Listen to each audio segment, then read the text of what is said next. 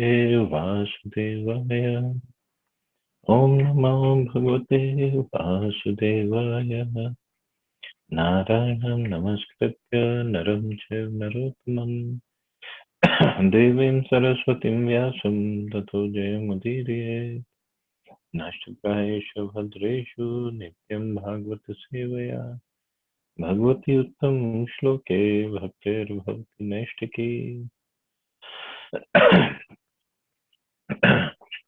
So continuing with the discussion on Srimad Bhagavatam, Canto 3, today we'll start new chapter, chapter 15, description of the kingdom of God. Text number 1. Maitreya Vacha Prajapatyam tu tatteja paratejo hanam diti dadhar varshani shatam shankamana surardhanat.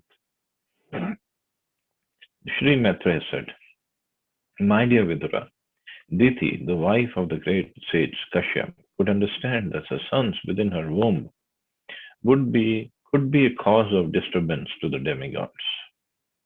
As such, she continuously bore the powerful semen of Kashyap Muni, which was meant to give trouble to others for 100 years. The great sage Sri Maitreya was explaining to Vidura the activities of the demigods, including Lord Brahma. When Diti heard from her husband that the sons she bore within her abdomen would be cause of disturbances to the demigods, she was not very happy. There are two classes of men, devotees and non-devotees. Non-devotees are called demons and the devotees are called demigods. No sane man or woman can tolerate the non-devotees giving trouble to the devotees. Diti therefore was reluctant to give birth to her babies. So the babies are in the womb, but she was reluctant to give them birth. She waited for 100 years so that at least she could save the demigods from the disturbance for that period.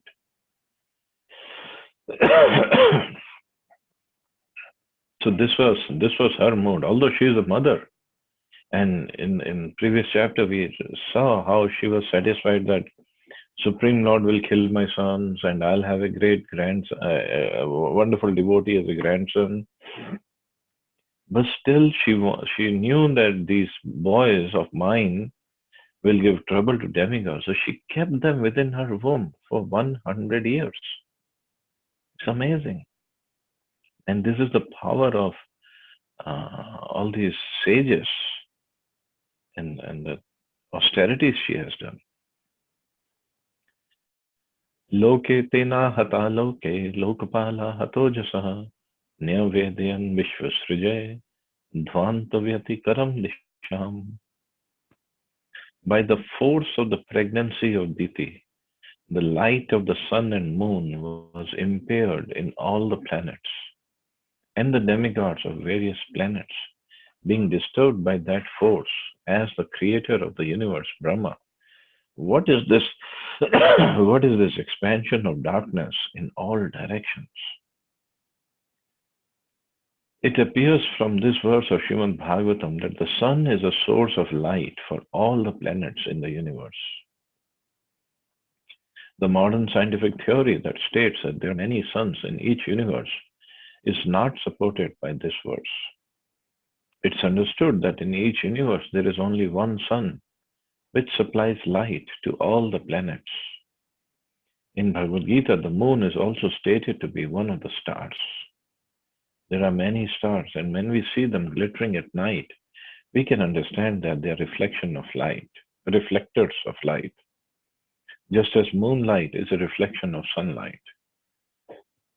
Other planets also reflect sunlight, and there are many other planets which cannot be seen by our naked eyes.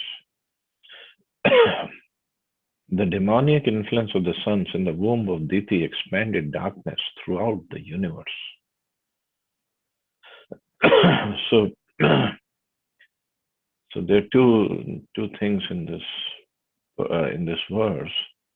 Now, Prabhupada chose to explain or expand on this, that there is only one sun in the whole universe.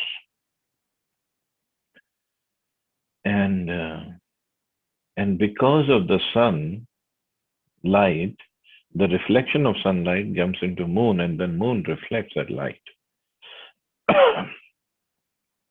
So moon does not have its own light. So if the scientists say the moonlight, moon reflects the light, and similarly the other planets. So this is the constitution of the universe. And but these boys in the womb of Diti, they were such powerful demons that because they were still in the womb, and it was creating darkness, ignorance all over the universe. Just imagine how big demons are going to be born. So the demigods went to Brahmaji and asking him, "What is this? How come there's darkness all of a sudden all over?" Devauchu tam etad vibhavetha samvigna yadvayam brisham nahi vyaktam bhagvatah kalena sprishtuvartmanah. The fortunate demigod said, "O great one, just see this darkness, which you know very well and which is causing us anxieties. Because of because the influence of time cannot touch you, there is nothing unmanifest before you." Brahma is addressed herein as Vibhu and as the personality of Godhead. He is the supreme personality of Godhead's incarnation of the mode of passion in the material world. He is non-different in the representative sense from the supreme personality of Godhead, and therefore the influence of time cannot affect him. The influence of time, which manifests as past, present, and future, cannot touch higher personalities like Brahma and other demigods. Sometimes demigods and great sages who have attained such perfection are called Trikalagya. So the demigods approach Brahmaji and they are praying to Brahmaji that you are Vibhu. Of course, he's not the supreme personality of Godhead. He knows that, and demigods also know.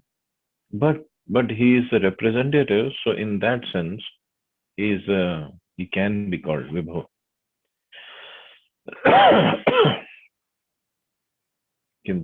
What is this? What is this darkness all over? Dev Jagat Dhatar Lokanath Shikamane Paresham Tvam Bhutanamasi Bhavavet. O God of the demigods, sustainer of the universe, head jewel of all the demigods and other planets, you know the intentions of all living entities in both the spiritual and material worlds.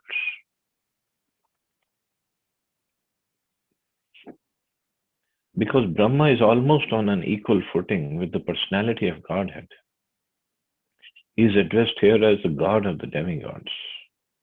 And because he is the secondary creator of this universe, he is addressed as a sustainer of the universe. He is the head of all the demigods, and therefore he is addressed here as the head jewel of the demigods. It's not difficult for him to understand everything which is happening in both the spiritual and material worlds. He knows everyone's heart and everyone's intentions. Therefore, he was requested to explain this incident. Why was the present pregnancy of Diti causing such anxieties all over the universe? So, this is a common thing that whenever the demigods are in trouble, they get together, they go to Brahmaji. If Brahmaji can sort it out, then fine. Otherwise, they all go to Shivji, including Brahmaji. And if Shivji cannot sort it out, then Shivji takes them all to Kshirodaksha Vishnu. So the demigods have come to Brahmaji, and Brahmaji is pretty much on the equal footing as a supreme personality of Godhead, because first of all, he's a secondary creator, and he knows everything that is happening in the universe. He knows all the intentions of the living entities. And in both the spiritual and material worlds, of course, he doesn't know about the spiritual worlds, but the demigods don't know that. So they have come to Brahmaji to find out what is this happening. Nabho Vijnana Viryaya Maya Edam Upeyushe Grihit Gunam Bhedaya Namaste Avyakta Yone. O original source of strength and scientific knowledge, all obeisances unto you. You have accepted the differentiated mode of passion from the Supreme Personality of Godhead. With the help of external energy, you are born of the unmanifested source. All obeisances unto you.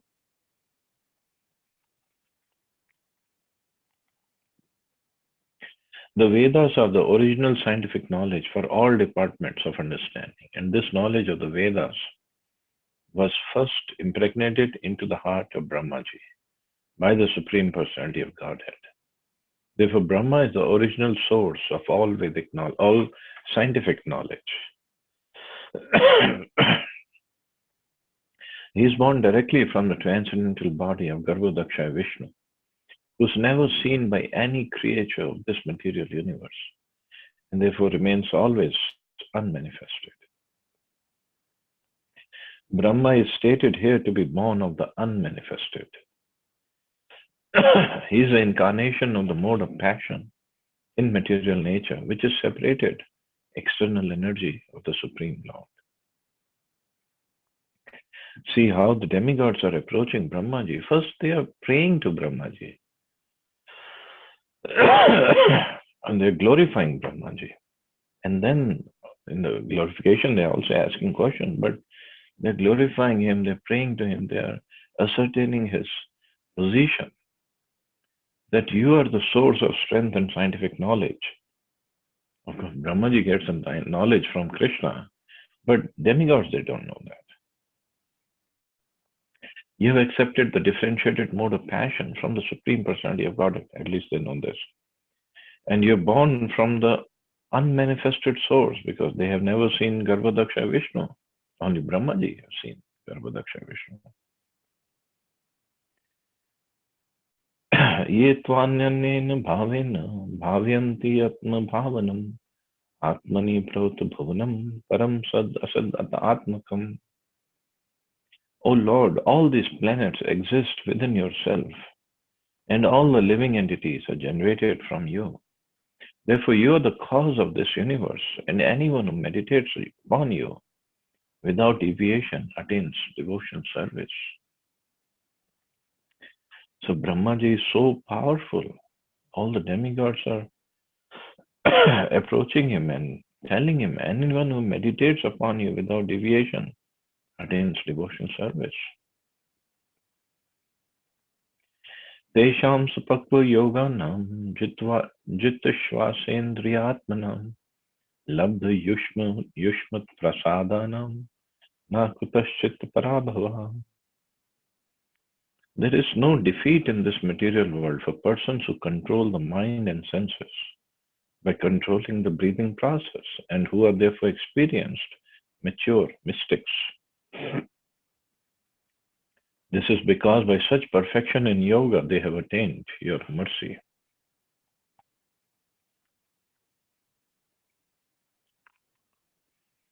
The purpose of yogic performances is explained here. It is said that an experienced mystic attains full control of the senses and the mind by controlling the breathing process. Therefore, controlling the breathing process is not the ultimate aim of yoga. The real purpose of yogic performances is to control the mind and the senses. And in fact, to go further is to control the mind and senses and engage the mind and senses in the Supreme Lord. So just getting body fit by this yogic asanas is just one of the side effects of yoga. It's not the ultimate aim. But these days, even people don't even do that. Even that much that they remain healthy, even that much they cannot do. Anyone who has such control is to be understood to be an experienced, mature, mystic yogi. It is indicated herein that a yogi who has control over the mind and senses has an actual benediction of the Lord, and he has no fear. In other words, one cannot attain the mercy and benediction of the Supreme Lord until one is able to control the mind and the senses. And this is the whole purpose of the yoga system, any yoga system, whether it is Hatha Yoga, Jnana Yoga, Bhakti Yoga. That is the first step, control of the mind and the senses. It's so difficult.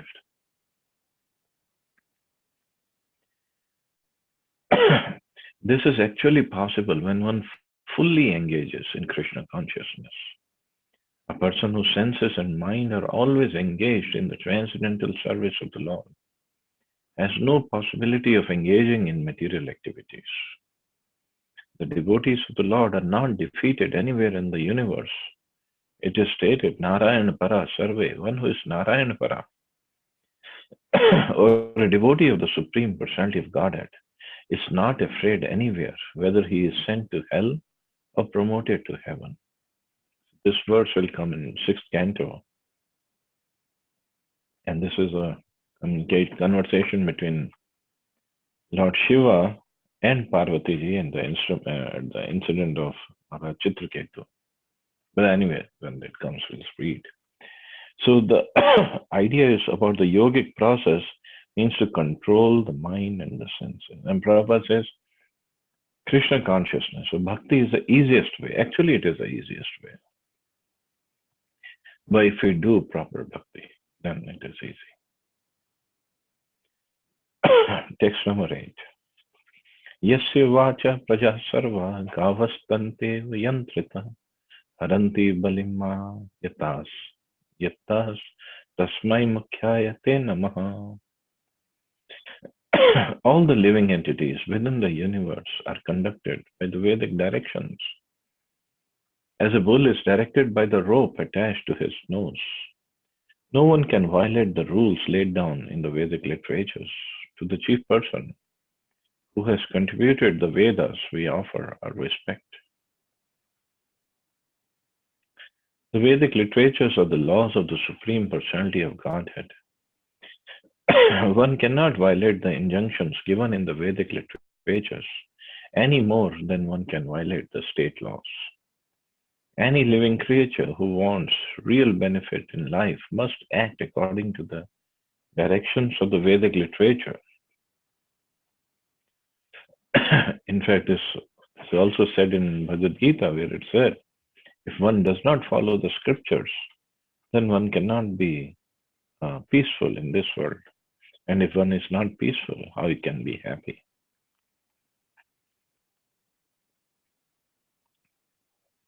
The conditioned souls who have come to this material world for material sense gratification are regulated by the injunctions of the Vedic literature.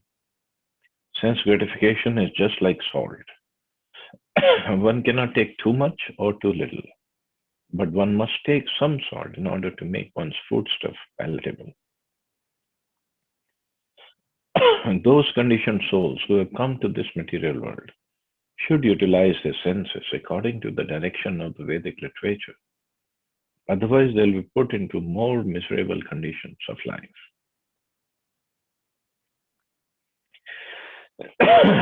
So the Vedic literatures, Prabhupada says, Vedic literatures are the laws of the Supreme Personality of Godhead.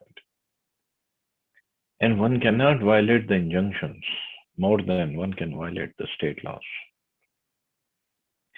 So it is the duty of every human being to find out what are the laws and how to follow them.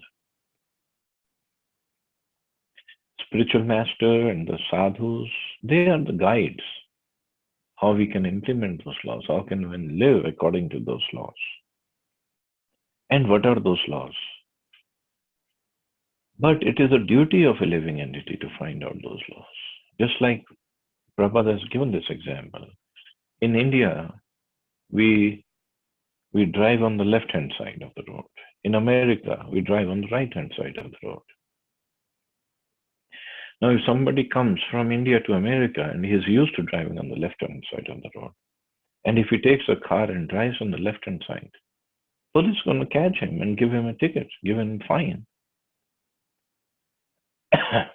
And if he says, "Oh, I didn't know the law that you're supposed to drive on the right-hand side of the road," police would say, "This is your duty to find out the law. We are here to implement the law." So similarly, we cannot claim ignorance that, oh, ignorance is an excuse. No. Just because we don't know the law doesn't mean the law, punishment will not act upon us. Every human being is responsible. It's his responsibility to find out about the law and to follow the law. Not find out how to break the law. And we cannot break the law anyway, because later on we'll see how so many entities are watching our every movement, our every thought, our every action. Everything is watched, and it is noted in the database of Yamraji. So anyway, we'll stop here. See anybody has any questions or comments.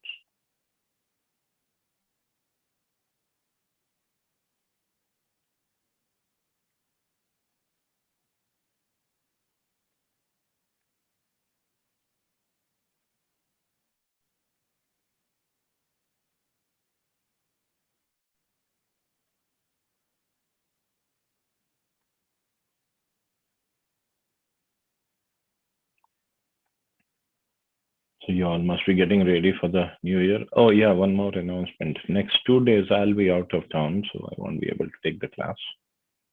So you all have a very happy, very Krishna conscious new year, and I'll see you next year now. So you all have a wonderful day. Hare Krishna. Hare Krishna, Prabhuji. Happy New Year to you. Hare Krishna. Jai Srila Prabhupada. Jai Srila Prabhupada. Prabhuji, Hare Krishna.